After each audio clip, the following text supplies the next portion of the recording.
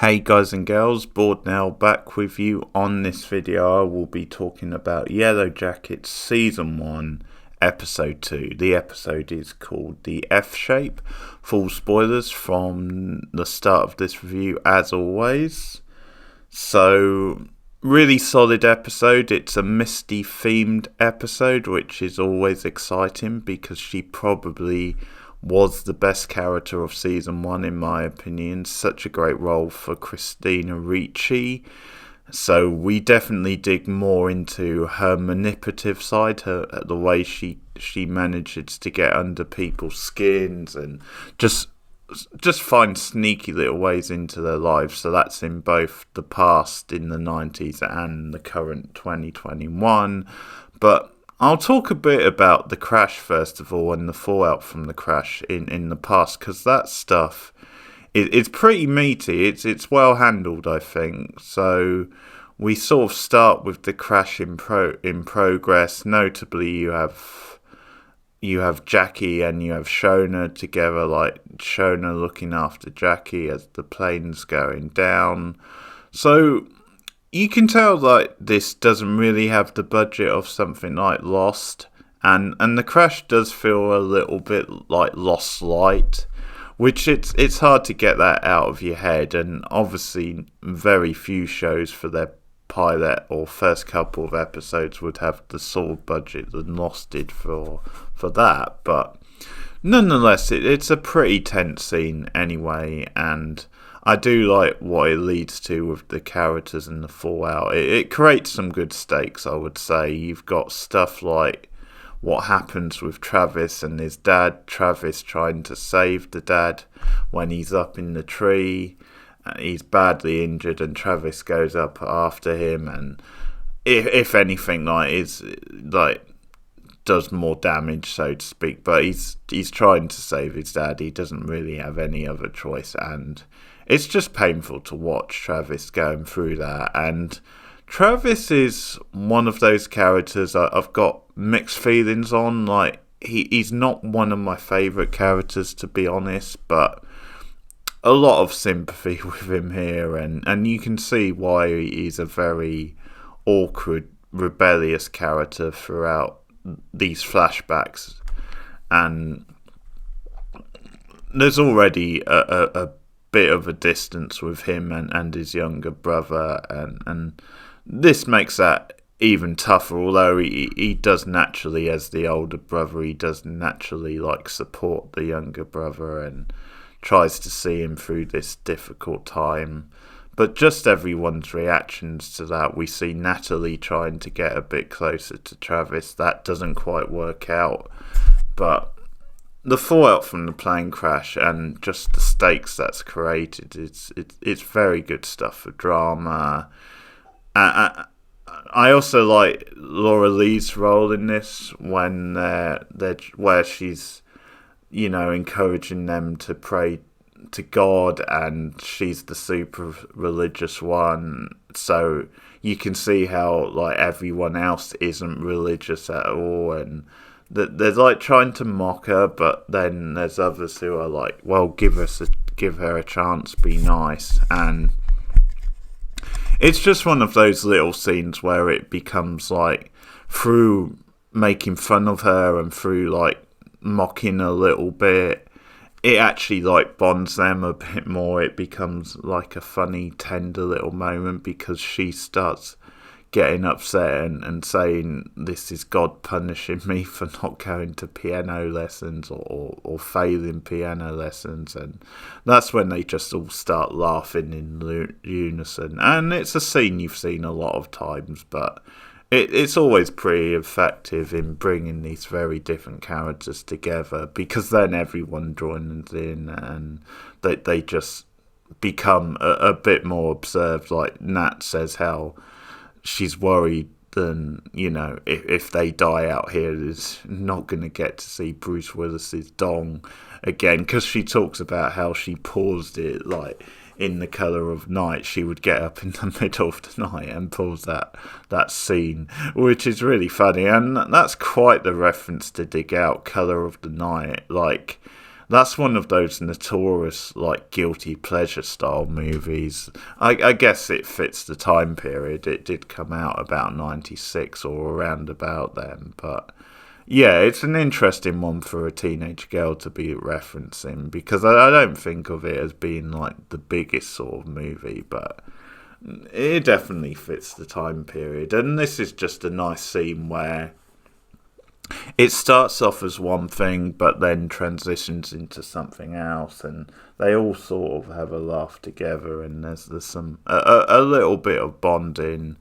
So to get into some of Misty's stuff, we see once again, and it's revealed later that she does have a crush on the coach, Ben. So when he like cripples himself severely in the crash, she like immediately rushes over and tries to save him, and it's just like fussing about the way she does, and this is one of the clever things about Misty. Like, the facade of her is that she is so like over the top, but very like nerdy and like naive. Or that's the way she comes across. So you would just think that, she's a bit wacky, she's a bit silly, but she's not really a threat type thing. And this episode does a lot to show that actually it's those kinds of people that you have to watch the most.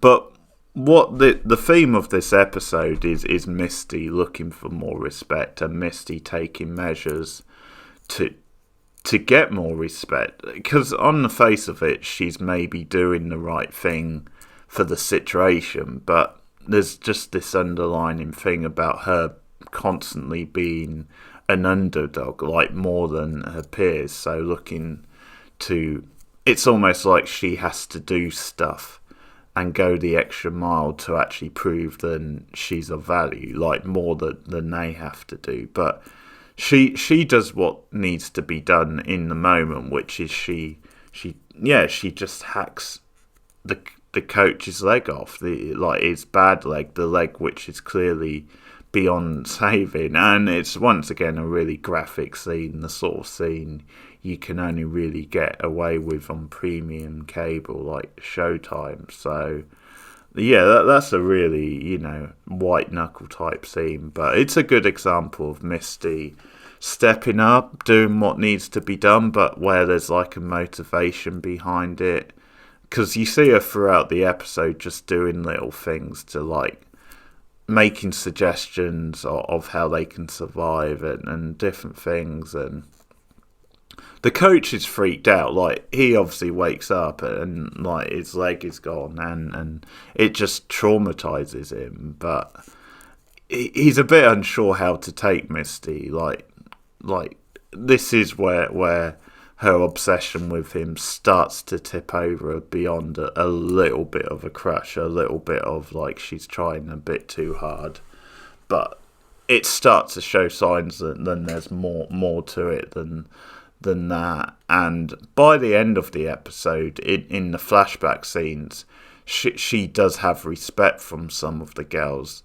And a nice little touch about that is that they don't actually say that to her face, that they say it like when they think she can't hear. So you've got a couple of them talking in the woods going on. I think one of them's Vanessa, like she has a line about how we really would be screwed if Misty wasn't here.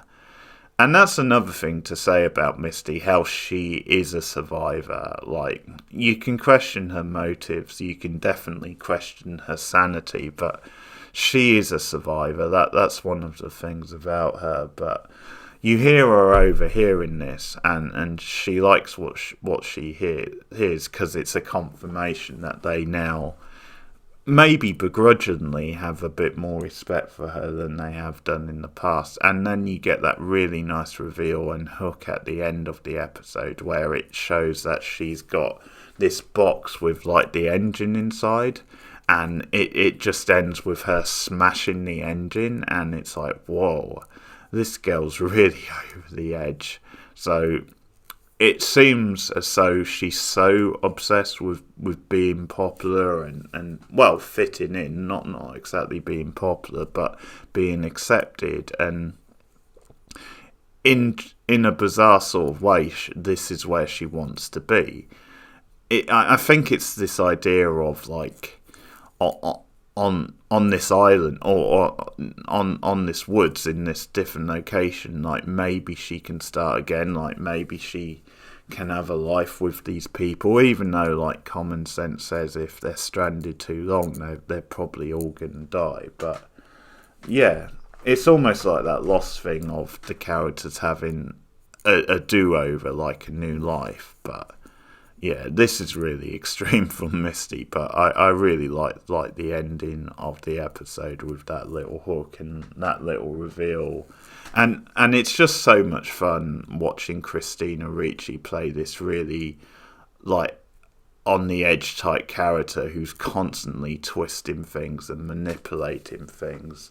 Just watching her plans play out is so much fun. So we see that in the present as well, like there's just so many funny scenes with her, like when she's on a date with this guy and like she's just running through these lists of like crazy like intimate stories that she's had with past guys, and you start like in the middle of what she's saying and then she cuts to the other guy and it's like, well, tell me about some of your most intimate details, like stories, and that's the gag is you don't know what she's talking about until she asks that question.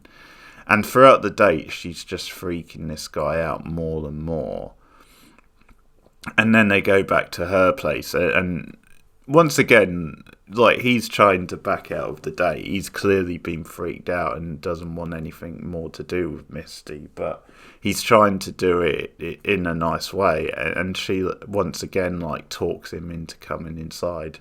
And that's when we get one of the greatest lines of the whole show, which is Natalie's waiting inside and he's like, hello, or she's like, hello, Misty, you crazy fucking bitch.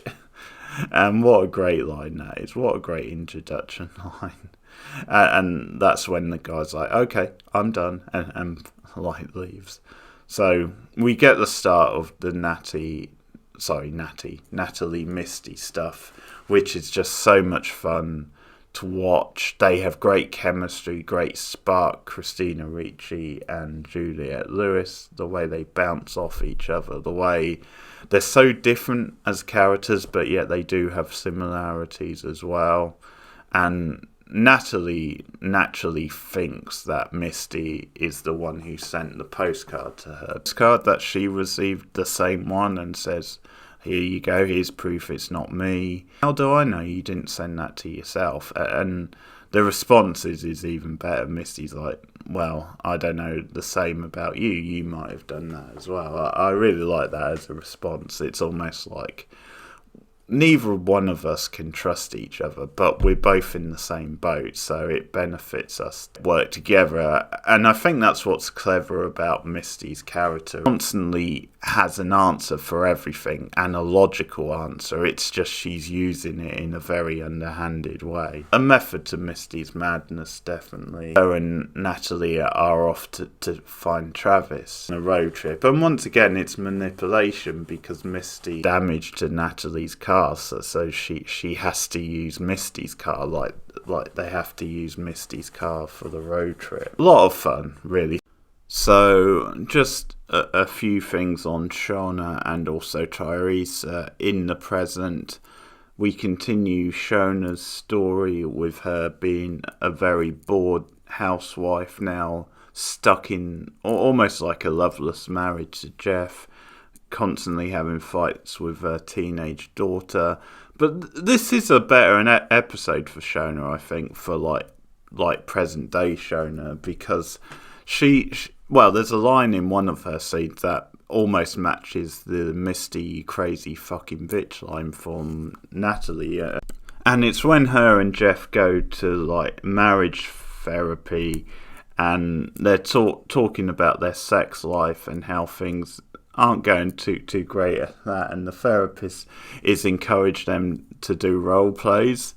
So, and she does has this really funny line that she uses hand signals for. It's like marriage lives up here, and it ties down there and points to the crotch area, and just the awkward pause and silence from Shauna and Jeff is like just hilarious. And you do get some amusing like stuff with them in this episode, because some of the Shauna stuff can drag, as I said in the last review, and can just feel very like, yeah, this is soapy type stuff. It's not really serving that much of a purpose.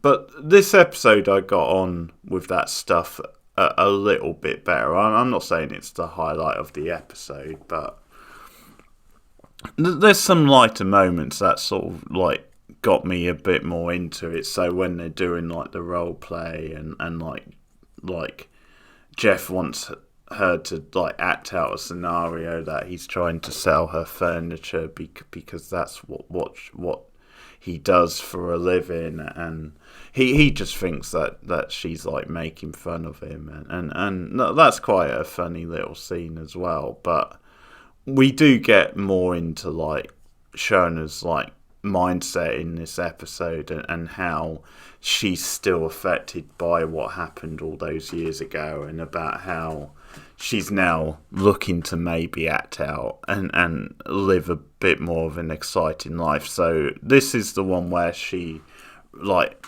has the car collision with this other guy called Adam, and they do that sort of thing of them like drawing at each other, or Shona certainly doing most of the drawing, but like gradually there's a bit of a flirtation there, and they exchange details, and there's going to be a relationship moving forward. It does become another red herring, because this is around the time that they're receiving the postcards, being annoyed by the rabbits outside, and she kills one in this episode and like literally butchers it with a knife. And what we're going to see is that is like a hangover from her days in the woods, in the forest. It's not just that she's like acting out and becoming aggressive, but once again that's a really fallen scene when she kills the rabbit, and she literally feeds it to her family later on, just like, oh, this tastes a bit different, I like it.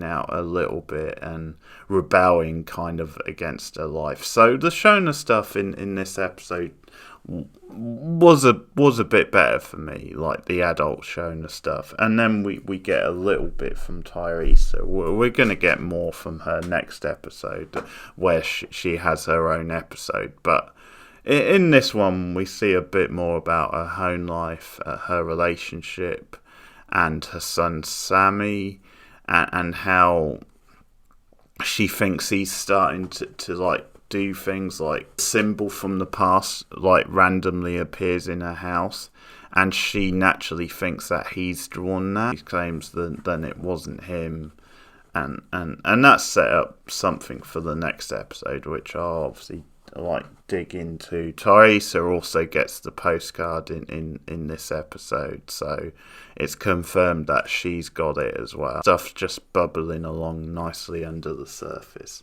So that's Yellowjackets episode 2. Let me know your thoughts in the comments below. Like and subscribe as always. And I will just say, for the next review, for episode 3, I will have some special guests on for that. So I'm looking forward to that. Should be a good collaboration. But yeah, like and subscribe as always. Share me out on social media. You can support me on Patreon, patreon.com/borednow. And I'll see you guys again soon.